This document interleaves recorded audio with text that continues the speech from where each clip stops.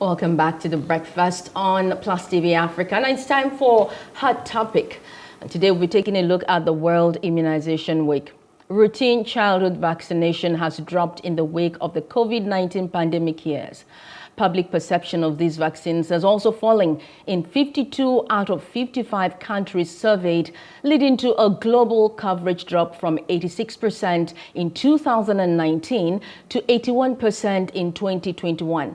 As the annual World Immunization Week is observed this year with the theme, The Big Catch-Up, the World Health Organization is working with countries across the globe to raise awareness of the values of vaccines with the aim of bringing the program back on track so that more people can be protected from vaccine-preventable diseases. Now joining us live in the studio to make sense of this discussion is Dr. Fejiro Chinye-Nwoko, GM, CEO, Nigeria Solidarity Support Fund. You're welcome, Mrs. Nwoko.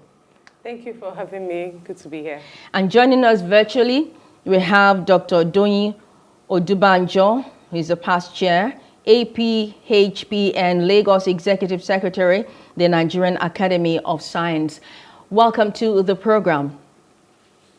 Thank you. Good morning. Good morning. Okay, I want to start with you, Dr. Nwoko, and let's start with the perception, the public perception that has dropped. What is the state of that in Nigeria here as we talk about this immunization week, and how is your organization tackling that? Thank you for that question. Public perception for immunization dropped following the pandemic further because of a lot of the misconception that came around and misinformation that was promoted at that time during the pandemic. It has always existed in Nigeria. However, it's be important to note that a lot of people still trust in vaccines and the efficacy of vaccines to protect their children and the population from vaccine-preventable disease. The large number of people that have a distrust in vaccines have that because of a lot of lack of awareness. There's a lot of lack of awareness on the efficacy of vaccines and then the effects of vaccines on the children and on the population. People are not well informed. They've not been well educated. There's a lot of cultural and religious beliefs associated with vaccines that have been promoted over time. And we know that in Nigeria, we're a communal population. We feed off each other's energy. And so when a few people or a few leaders, be it cultural or religious leader, feel that the vaccines are harmful, it spreads to the general population. So that education, we need to raise awareness and we need to educate the public about it. And there's also the other part that this is being fueled by lack of trust from the government, for the government, by the people. And when people do not trust that the government's campaign is for their own benefit, then they create a lot of misconceptions around it. NSSF, the Nigeria Solidarity Support Fund, is working closely to and funding the government to be able to reduce this vaccine hesitancy noticed in Nigeria and to increase the coverage of vaccine in Nigeria. That's what we're doing. But so far, how far? Because this awareness that you're saying we need to, it means that not much has been done, or at least what has been done is not satisfactory enough. What's the plan? Thank you. A lot has been done. A lot has been done by the government, by global efforts, global collaborations, by the private and the public coming together. A lot has been done. A distance of 1,000 miles starts with one step. And you are correct that a lot still needs to be done to promote the vaccine use in Nigeria. What is being done is that there are campaigns. We have the routine immunization campaign. We have the polio eradication campaign. We have the measles campaign. We have the yellow fever campaign. All these campaigns are different ways by which the government and the international community, as well as the philanthropic organizations in Nigeria, are promoting behavioral change. Behavioral change, the science of behavioral change doesn't happen within a day. It's not a day's job. It's a consistent effort. What we need to do is to monitor and evaluate our programs and see what is working and what is not working. And then we can tweak whatever is not working and make it more efficient and get to the root of it. I believe that as more people, and that's why this week has been dedicated for immunization, as more people get aware of what we are doing and get aware of the challenges that are existing, we'll be able to move further faster. Okay, let's go to Dr. Doyin Odubanjo. You are of the Nigerian Academy of Science. Dr. Odubanjo, can you hear me? I can hear you. All right. So how excited or not are you about the R21 matrix and malaria vaccine developed by the University of Oxford and manufactured by the Serum Institute of India? How excited are you about that? With some caution. Excited with a little caution. Because, again, you have to understand the malaria parasite is a moving target, which is something akin to what we've seen with the COVID-19 virus, okay, which also is akin to what you find with the flu virus in general. And what that means is that you have organisms that are rather smart and change their constituencies in order to avoid being targeted by your drugs, as it were. So these organisms, today what you produce can be very effective. Tomorrow it may not be as effective. The excitement, however, stems from the fact that this is the very first time in decades that any effort to get the malaria vaccine out in the market has succeeded, has even reached that point at all. So that is some signal of good progress to say that, well, something is being done, we're getting there. And the vaccine found, yes, in the current clinical trials that was done, was very effective. However, there was also a predecessor to that particular vaccine, which was very effective initially and not so effective afterwards. So again, so there's excitement because it shows that the science is making progress at getting at this very important, enemy of humankind, and especially in Africa. But then we also have to, take it with some caution. And actually, let's say, take it without resting on our oars to realize that this is a smart organism. This is a moving target. So we can't say, yes, we found it, we've done it, let's go to bed. No, we haven't. We must continue working and then building on the success of this particular one to say, what made this work? What made this go so far? And maybe we can further improve on that. Thank you. Some people think homegrown solutions could be even better than what we are having from climes that may not even be experiencing the malaria the way we do. And you know this, you know the characteristics of the thing we are trying to fight against and all that. And your institute, you are the secretary of the Nigerian Academy of Science. What homegrown solutions are we trying to get for these? Or are we just sitting to evaluate what comes from outside to give it a mark as being good or bad?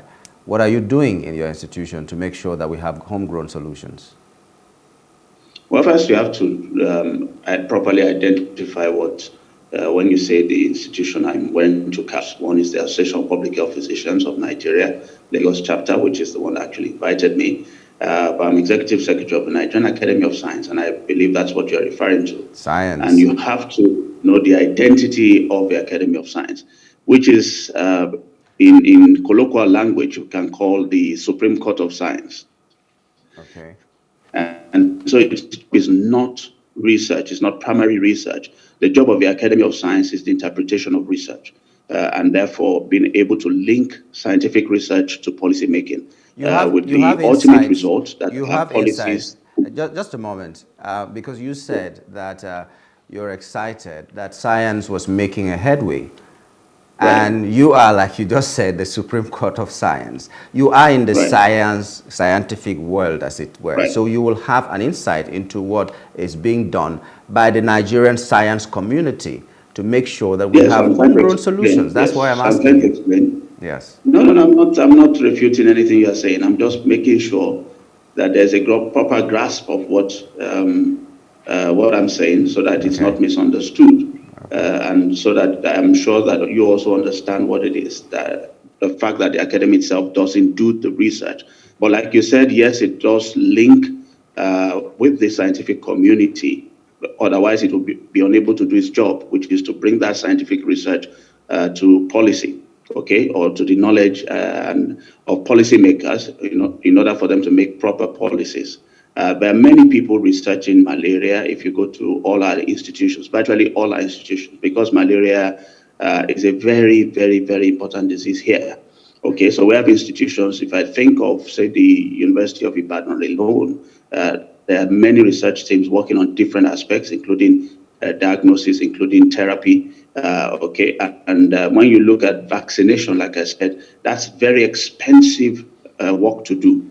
Okay, and there are now institutions that deal with genetic, that do a lot of genetic work, and those are institutions that can do proper, or let's call it more cheaper, faster vaccine development work. Okay, so there are many institutions across the country that are working on different aspects of the malaria control. And I mean, up to Lorry, Ibadan, Lagos, there are many institutions in all the universities, almost all universities, you find researchers working on malaria. The vaccine is a different ballgame entirely. And like I said, that's because of the nature of the organism. The fact that this is an organism that, just like the COVID-19 vaccine now, is almost not very effective anymore. So you have to keep developing. And that's a very expensive venture. So not many institutions here are that well funded, to be able to do that kind of research. But there are a few coming up that are working on it. And hopefully we'll be able to get some of the results that we want, the homegrown kind of solutions you want. However, I mean, I haven't said that there are homegrown solutions in terms of therapy that exist in Nigeria already, that people have worked on. Again, when you work and you do your research, there's another phase to the research you have done, which is, I've done my research, I have the results. Can I take that research and commercialize it? That's another ballgame entirely, which is not very well developed. It's expensive also, but it's patenting and taking it to commercialization is a different ballgame.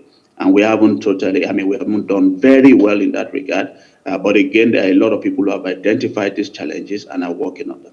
All right, let me come back to you, Dr. Nwoko. Part of the reasons which has made the public perception fall is fears that some of these vaccines are linked to long-term health problems such as diabetes, multiple sclerosis, and autism. Now, is that true? That's one. And two, in the US, there is the National Vaccine Injury Compensation Program for those who may have been affected negatively, adversely by vaccines or immunizations. Do we have such in Nigeria? Thank you very much. Okay, on the misconception of vaccines leading to more chronic illnesses, research has shown that all those claims like autism, multiple sclerosis, diabetics are not true. So scientific research, peer-reviewed papers have come to debunk a lot of those misconceptions. So again, when we are raising awareness, we need to show data and facts to people to understand that research has been shown, the research was carried out in X number of people, and it has shown that there was no correlation. And that way we can alleviate the fears of people. It's normal human nature to want to protect yourself from harm. Mm-hmm. So it's okay to have those fears, but it's not okay for us as experts to not educate people on the research that have been done and how that has been false. There are independent occurrences that would have occurred in that human being, whether or not they had vaccines.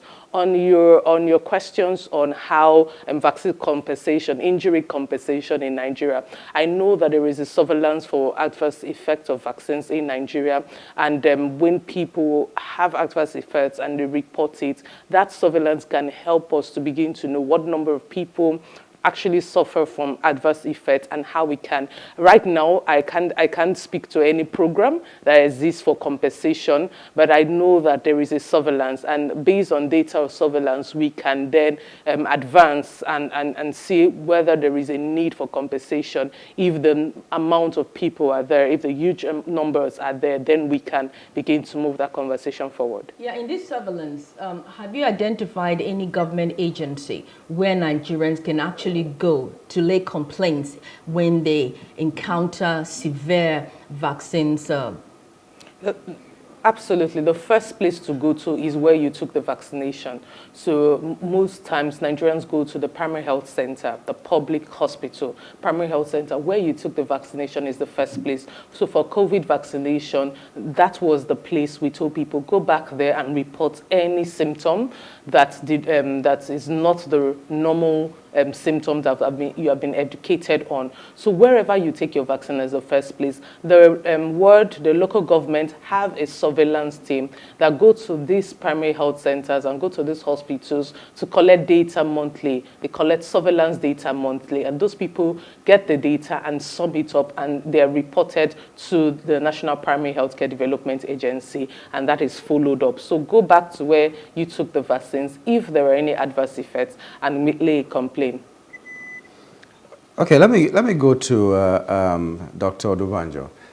You mentioned something about researching being one thing. To research is one thing. To commercialize this research is another thing, and which probably is the reason we do not have some of the solutions that we need to have, homegrown solutions that I seem to be very interested in. So what's the real challenge? For instance, a long time ago when there was this a new talk about HIV, someone in Nigeria, in the person of Dr. Abalaka, came up to say he has done a research and he could have some solutions to the problem of HIV.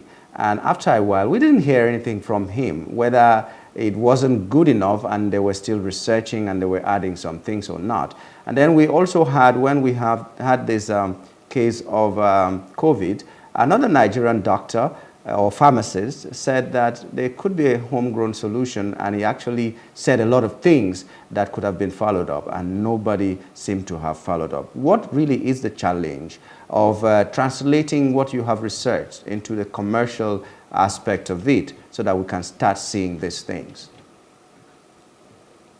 Okay, given the examples you have used, I would say one of the key challenges that I would emphasize at this point is the due process. Science is not magic.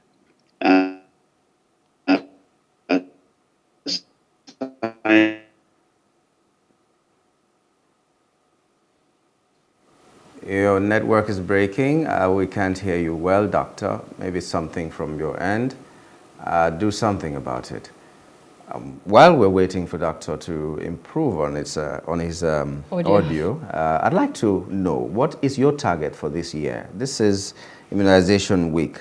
What is the target for this year? The numbers have dropped from the statistics we've seen, and we're blaming it on the COVID and some other factors. So what are you targeting for this year? Great, thank you for asking that question. Even though we know that the number has dropped globally to 81%, Nigeria is not even close. In Nigeria, we're at 57% vaccine coverage, and the global target is 90% as of 2030. So there is still a lot to do. As a country, I know that there are a lot of efforts that are going into how we can close that gap and how fast we can do that. As an organization, our target for this year is to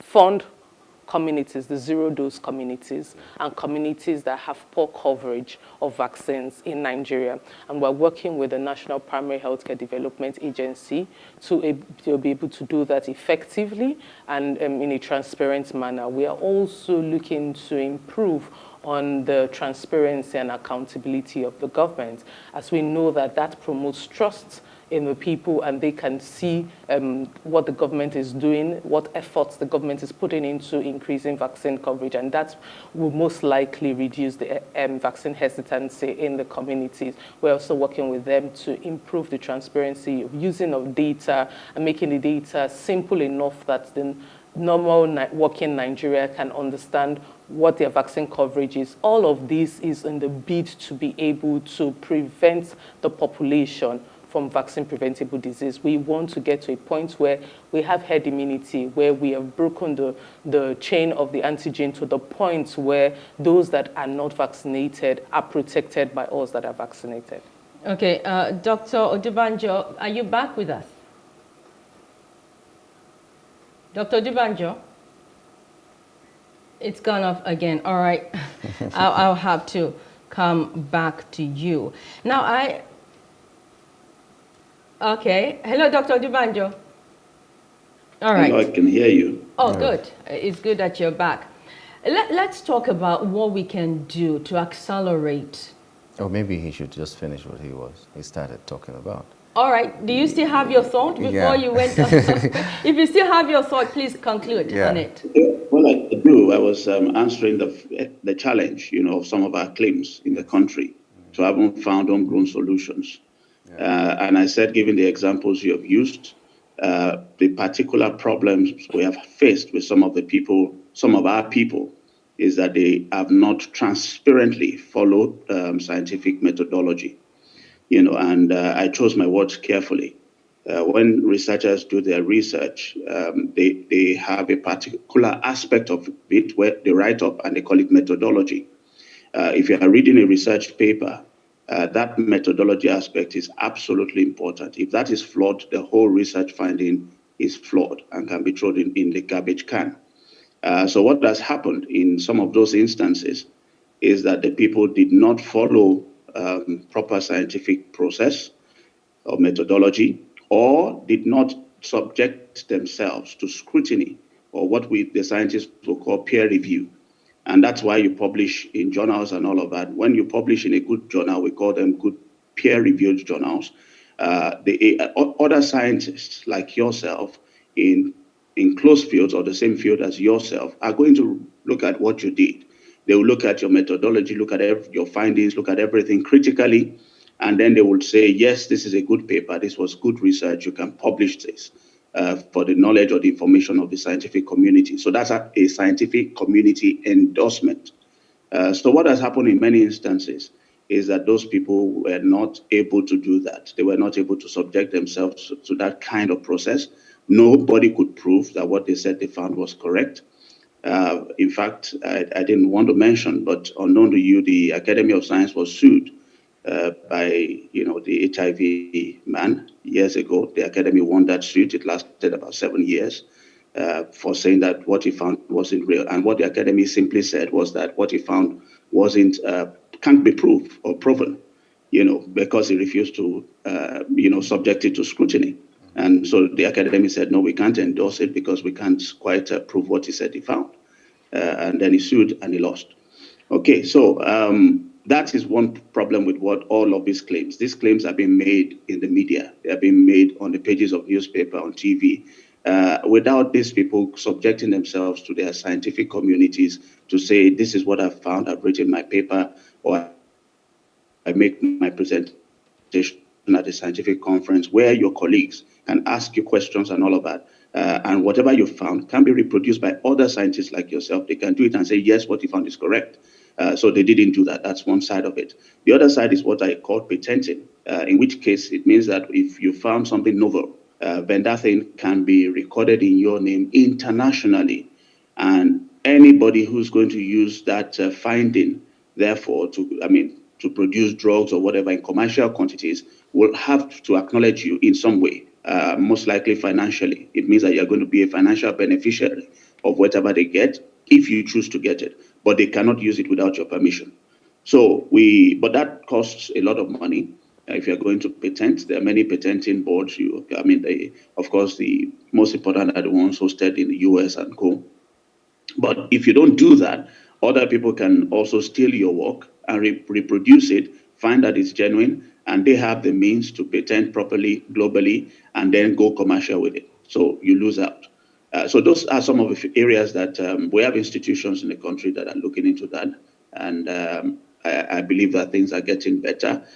We also have institutions that help people who have done research or are doing research in drug discovery and co, like the National Institute for Pharmaceutical Research and Development.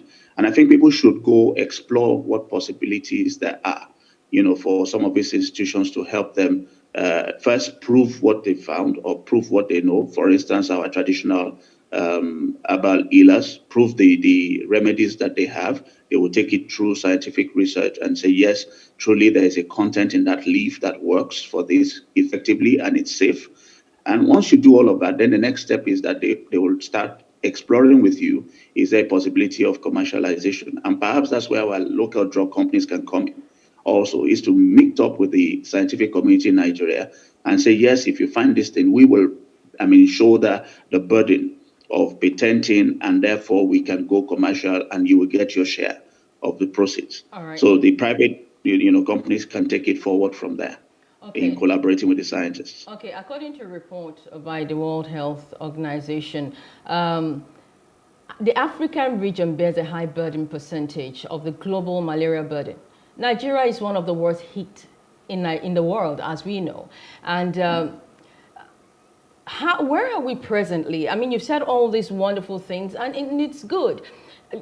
I want to believe you've also worked with government or interfaced with government one way or the other in the course of your work. How would you describe government's political will, if I may use that term, in seeing a quick end to this pandemic? And now, perhaps you may also link it to our traditional healers who are working with herbs. How has government been able to bring some sort of synergy? Because talk here, walk here, that, yet we are still where we are. And result is the name of the game, isn't it? Right, absolutely.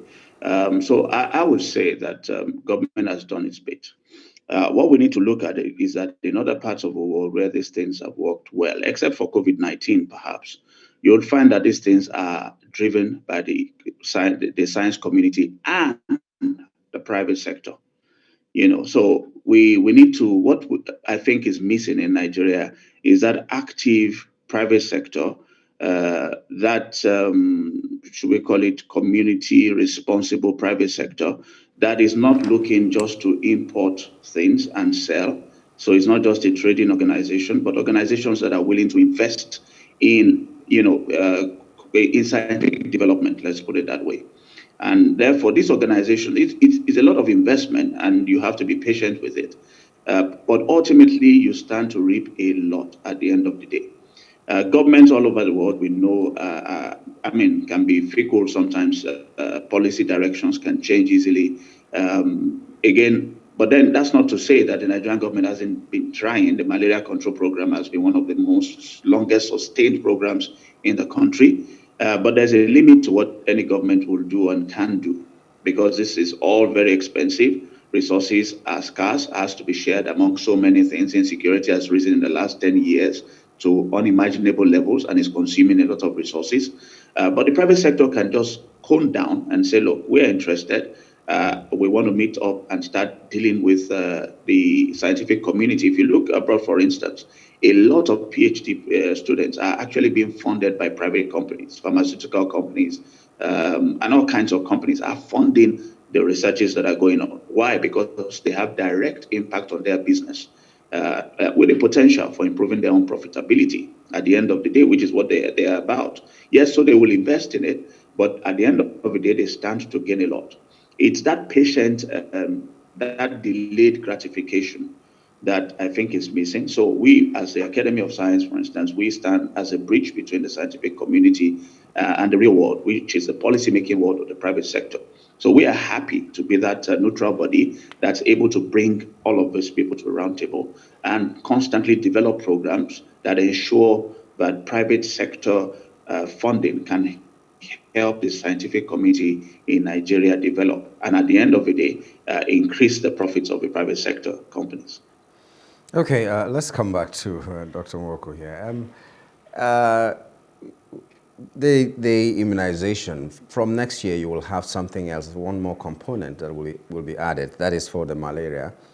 We are being told that in 2024 it will come. How prepared are you to welcome that, as it were?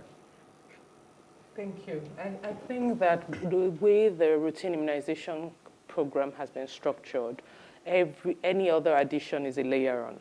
And so the program has been set up in a way that it can take on an additional vaccine, and it would not be a parallel program. It will be synchronized in the current program. So we have the routine immunization program already for children within the same age. The malaria vaccine is for children 5 months to 5 years. The routine immunization for children under 1, same spectrum, same health system.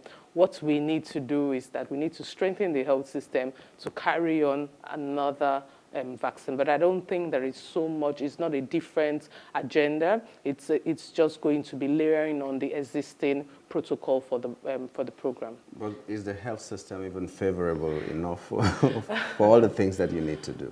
So that is the million-dollar question. We know that our health system is weak. COVID revealed the weaknesses, the loophole, and maybe worsened the weaknesses in our health system. We need to strengthen the health system, some really for health, for investment for health, financing for health, so human resource for health, strengthening it and increasing the capacity, knowing that we're losing a lot of HRH to other countries. We need to invest in our technology, and we need to improve our data management system. We need to strengthen the health system as a whole. And so I guess that this conversation is to say that where are we in strengthening the health system?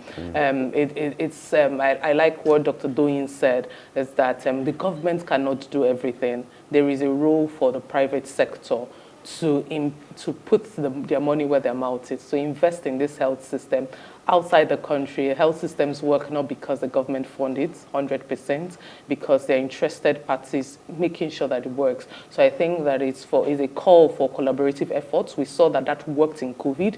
There was collaborative efforts between governments, international communities, as well as philanthropic organizations. This is a renewed call that we need to strengthen the health system in Nigeria to be able to withstand every of the assaults that it will come to it. Well, thank you so much, Dr. Fejiro Chinye-Nwoko, GMCO Nigeria Solidarity Support Group, and Dr. Donyi Odubanjo, past chair, APHPN, Lagos Executive Secretary on the Nigerian Academy of Science. Thank you so much for joining us to take a look at the World Immunization Week and the World Malaria Day. Thank you so much for your insight and time. Thank you for having us. You're still watching The Breakfast on Plus TV Africa. Just stay with us. We'll take a break and return with sports.